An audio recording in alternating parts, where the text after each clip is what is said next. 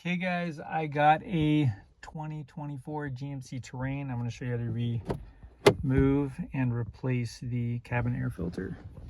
So you're going to go down here, pop that off. I'm just going to push out. Okay, so we get that off. Push in on each of these and get that removed. Your cabin air filter is right here. May have never been replaced. So you're gonna need, I think, a 6mm to remove those screws on each side.